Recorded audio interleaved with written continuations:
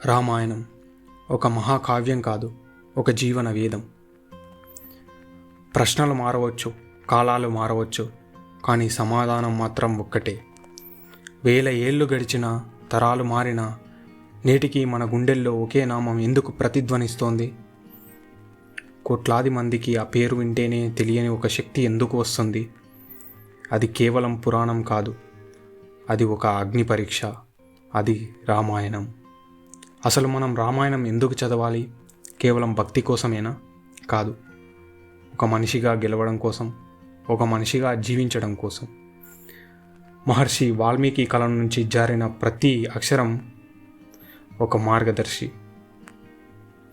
రామాయణం అంటే గెలుపోవటంలో లెక్క కాదు, విలువకు ఇచ్చే ప్రాణం. రాముడు దేవుడు కాబట్టే ఇవన్నీ చేశాడా? కాదు. రాముడు మనలాగే ఒక మనిషి కాబట్టే ఇవన్నీ చేయగలిగాడు. ఆకలి, కోపం, దుఃఖం, బంధం అన్నీ మనలాగే అనుభవిస్తూనే ధర్మం అనే గీత దాటకుండా ఎలా ఉండాలో చూపించిన ఒక అద్దం శ్రీరాముడు. ఈ రోజుల్లో చిన్న కష్టం వస్తేనే మనం నిజాయితీని వదిలేస్తాం. కానీ రామాయణం ఏం చెప్తుందో తెలుసా? ధర్మం ఎప్పుడూ పూలబాట కాదు, అది ముళ్ళబాట. సింహాసనం సిద్ధంగా ఉంది, పట్టాభిషేకానికి ముహూర్తం ఖరారైంది. కానీ తండ్రి మాట కోసం ఒక్క నిమిషం కూడా ఆలోచించకుండా ఆ రాజ్యాన్ని తృణప్రాయంగా వదిలేసి అడవికి వెళ్ళిపోయాడు. దీనినే అంటారు నిబద్ధత. రాముడు అడవికి వెళ్ళింది కేవలం 14 ఏళ్ళు గడపడానికి కాదు, ధర్మం కోసం ఎంతటి త్యాగానికైనా సిద్ధపడాలని ప్రపంచానికి చాటి చెప్పడానికి. రామాయణంలోని ప్రతి పాత్ర మన ఇంట్లో ఉండే వ్యక్తులే.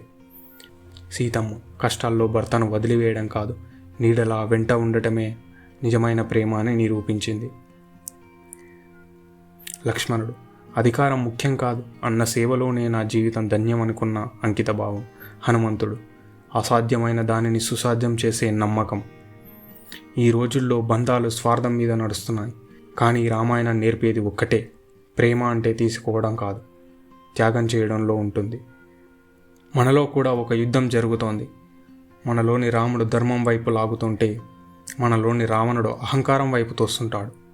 రావణుడు మహాపండితుడు, మహావీరుడు, కానీ ఏం లాభం? అతడి అహంకారం అతడిని పాతాళానికి తొక్కింది. రామాయణం మనకిచ్చే అతిపెద్ద హెచ్చరిక ఇదే: నీ దగ్గర ఎంత జ్ఞానం ఉన్నా, ఎంత సంపద ఉన్నా, సంస్కారం లేకపోతే నువ్వు శూన్యం. మనం రామాయణం ఎందుకు చదవాలి? ఎందుకంటే మనం ఓడిపోయినప్పుడు ధైర్యం కావాలి, మనం గెలిచినప్పుడు వినయం కావాలి, నిర్ణయాలు తీసుకునేటప్పుడు స్పష్టత కావాలి. మొత్తంగా ఒక మనిషిగా మనం పరిపూర్ణం అవ్వాలి. జీవితం అనే యుద్ధంలో మీరు ఎప్పుడైనా దారి తప్పినట్టు అనిపిస్తే ఒక్కసారి రామాయణం చదవండి. అక్కడ రాముడు మీ కోసం వేచి ఉంటాడు, మీకు దారి చూపించడానికి. రామాయణం అనేది ఒక మతం కాదు, అది ఒక జీవన విధానం. ఈ వీడియో మీకు కొంచెమైనా స్ఫూర్తినిస్తే మీ స్నేహితులకు తప్పకుండా షేర్ చేయండి. ఇలాంటి మరిన్ని లోతైన విషయాల కోసం మన స్మార్ట్ యుగా ఛానల్ని సబ్స్క్రైబ్ చేసుకోండి. మళ్ళీ మరో అద్భుతమైన వీడియోతో కలుద్దాం. అంతవరకు జై శ్రీరామ్.